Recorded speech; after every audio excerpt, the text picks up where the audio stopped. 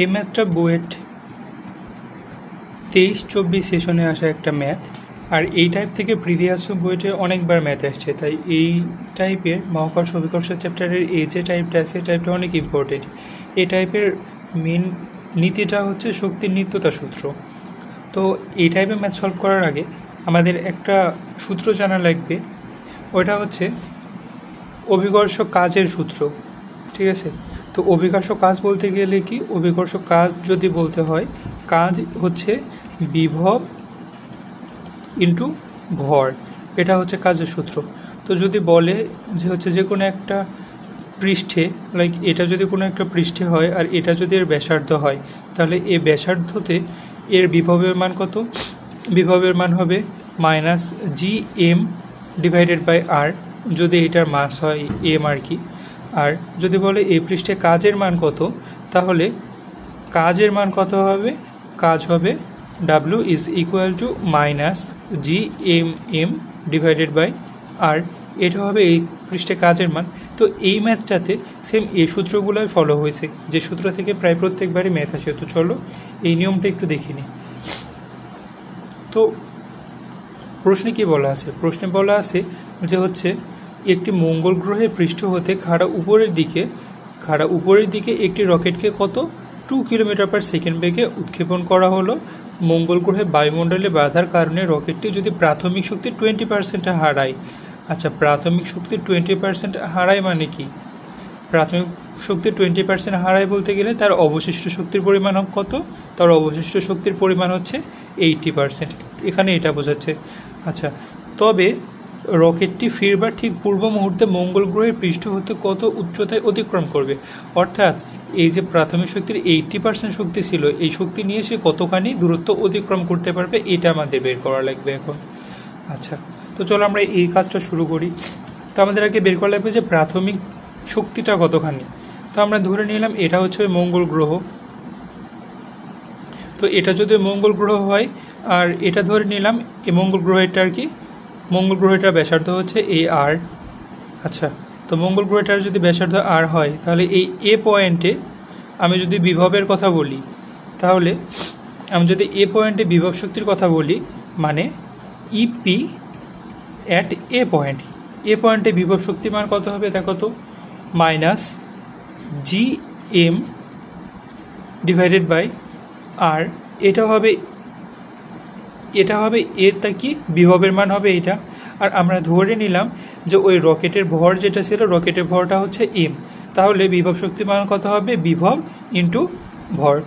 তাহলে এই পয়েন্টে আমরা কি পাইলাম? এ পয়েন্টে আমরা পাইলাম হচ্ছে বিভব শক্তি। এবার আমরা এ পয়েন্টে গতিশক্তির মানটা দেখি কত। তো দেয়া আছে ওই রকেটটাকে 2000 কিলোমিটার/আওয়ার বেগে উৎক্ষেপ করা হইল, তাহলে ওখানে গতিশক্তির মান কত হবে? ½ mv²। আচ্ছা, তাহলে আমরা এ পয়েন্টে শক্তির মান পাই গেছি। এখন এখান থেকে সাপোজ মনে করো আর উচ্চতাতে, আচ্ছা আমি এখানে কালিটা একটু চেঞ্জ করি, মনে করো এখান থেকে আর উচ্চতাতে, এখান থেকে আর পর্যন্ত উপরে এই অবস্থানে ফাইনালি প্লেনটা মানে রকেটটা যাই পৌঁছাইছে, মনে করো এই হাইটার মান হচ্ছে এইচ। তাহলে এখন আমাদের এই যে বি পজিশন আছে, এই বি পজিশনের গতিশক্তি আর বিভব শক্তি লাগবে, কারণ আমরা ফাইনালি শক্তির নিত্যতা সূত্রই ফলো করব। তাহলে আমরা এ পয়েন্টে একটা শক্তির মান বের করব আর বি পয়েন্টে একটা শক্তির মান বের করব, তাই না? তাহলে বি পয়েন্টে আমরা যদি বিভবের মান বের করি ইপি অ্যাট বি পয়েন্ট, তাহলে বি পয়েন্টে বিভব শক্তির মান কত হবে? -gm divided by r plus H হবে না, দেখো তো, কারণ এটা r প্লাস এইচ উচ্চতাতে আছে। gm divided by r plus H into কত হবে? m। এটা হচ্ছে বি বিন্দুতে বিভব শক্তির মান। আর ইকের মানটা কত হবে? ইকের মানটা হবে 0, কারণ এই বি বিন্দুতে রকেটের তো আর এই অক্ষ বরাবর কোনো ফোর্স তো আর নাই, এই বরাবর ফোর্স হচ্ছে 0, ভেলোসিটি এই বরাবর হচ্ছে 0, তাহলে এই ইকের মানটা কত হবে? 0। এখন প্রশ্নমতে কি দেয়া আছে? এই এ পয়েন্টের যেই শক্তিগুলো ছিল, এই শক্তিগুলোর 20%, এই শক্তিগুলোর কি 20% হারাই গেছে, তাহলে অবশিষ্ট আছে কতখানি? 80%। তাহলে এই দুইটা যোগফলের সাথে যদি আমরা 0.8 গুণ আকারে দিই, অর্থাৎ এটি হচ্ছে অবশিষ্ট শক্তি, তাহলে এই শক্তিটা হবে এই শক্তিটার সমান, তাই না? তো চলো ওই ক্যালকুলেশনটা করি এবার। লাইক এখানে বলতে গেলে বোঝাচ্ছে যে বি পয়েন্টে যে টোটাল এনার্জিটা আছে, এই বি পয়েন্টের টোটাল এনার্জিটা হবে এ পয়েন্টের যে পরিমাণ এনার্জি ছিল এখান থেকে 0.2 এই পরিমাণ শক্তি লস হয়ে গেছে। লস হওয়ার পরে অবশিষ্ট যে শক্তিটা আছে ওটাই হচ্ছে ইবি এর শক্তি নিত্যতম সূত্র অনুযায়ী তো তাই বলে। এখানে ছিল এ পরিমাণ শক্তি, এখানে আছে কত বি পরিমাণ শক্তি, এখান থেকে এখানে যাইতে যদি 20% যদি নষ্ট হয়ে যায় তাহলে থাকে হচ্ছে 80% শক্তি। তো এই যে 80% শক্তি আর এর যে বি পরিমাণ শক্তি এই দুইটা সমান আছে। আচ্ছা, তাহলে আমরা লিখতে পারি, তাহলে আমরা কি লিখতে পারি, 0.8 into EA is equal to EB, আমরা এটা লিখতে পারি। এখন চলো বাকি ম্যাথের ক্যালকুলেশন আমরা করে নিই। আমাদের ইএ এর মানটা আমরা কত পাইছিলাম বলো তো? আমরা ই এর মানটা এটা পাইছিলাম না, ই এর মানটা আমরা পাইছিলাম এটা minus G M divided by R plus half M V square is equal to EB এর মানটা কত পাইছিলাম? ইবি এর মানটা পাইছিলাম আমরা minus G M divided by R plus H plus half M V B এর উপর স্কোয়ার, আমি এটাকে এ ধরলাম। আচ্ছা, তো দেখো এখন 0.8 ইন্টু এখান থেকে আমরা কি কমন নিতে পারি? এখান থেকে আমরা এমটাকে কমন নিতে পারি। দেখো এম এখানেও আছে, এমটা দেখো এখানেও আছে, এখানেও আছে, এখানেও আছে, এখানেও আছে, তাহলে আমরা ওভারঅল এমটাকে আমরা কি করতে পারি? ক্যান্সেল আউট করে দিতে পারি, তাই না? আমরা এমটাকে ক্যান্সেল আউট করে দিই, তাহলে থাকে কি? তাহলে আমরা একটু গোছাই লেখা ট্রাই করি।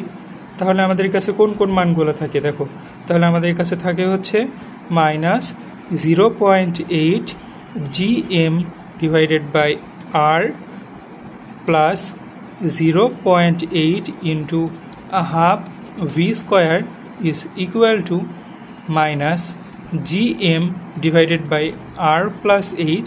আর এটার মান কত ছিল? এটার মান তো ছিল 0, কারণ বি বিন্দুতে তো কোনো বেগ ছিল না, তাই এটার ভ্যালু হচ্ছে 0। এখন আমাদের বের করা লাগবে হচ্ছে এখান থেকে এইচ এর মানটা। আচ্ছা, তো চলো আমরা এইচ এর মানটা ক্যালকুলেট করি। তো এইচ এর মানটা ক্যালকুলেট আমরা কিভাবে করব?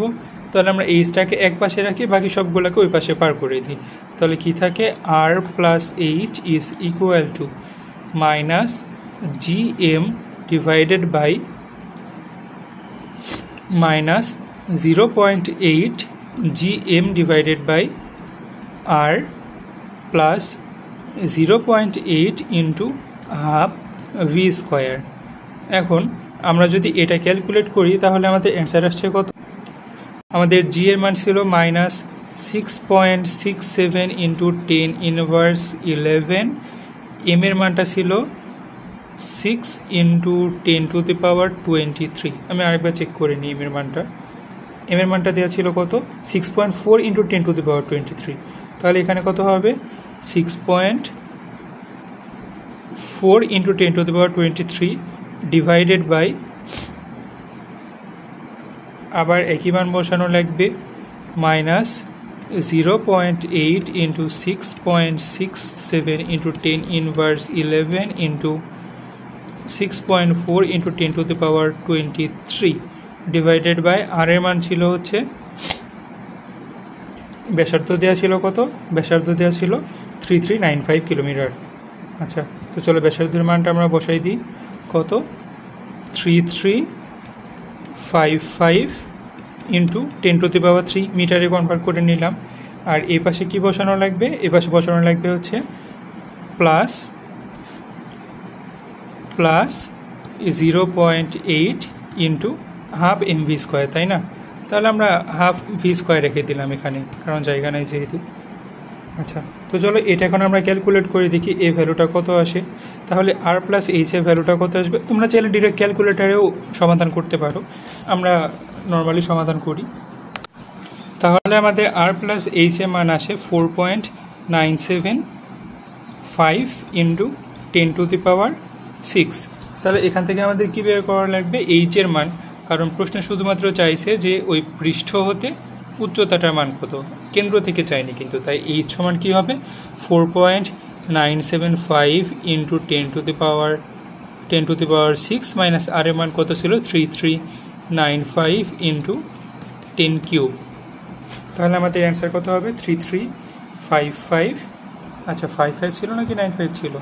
3395 ছিল। আচ্ছা আমি কি এখানে, আচ্ছা এখানে তো আমি মান একটু ভুল বসাইছি। আচ্ছা 3355 ছিল, আমরা ধরে নিলাম এটাতে 3355 ছিল, কারণ একবার যেহেতু 3355 দিয়ে ক্যালকুলেট করছি। 3355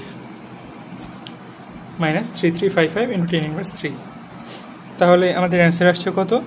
আমাদের অ্যান্সার আসছে 1.62 ইন্টু 10⁶ কিলোমিটার, 1.62 ইন্টু 10⁶ মিটার।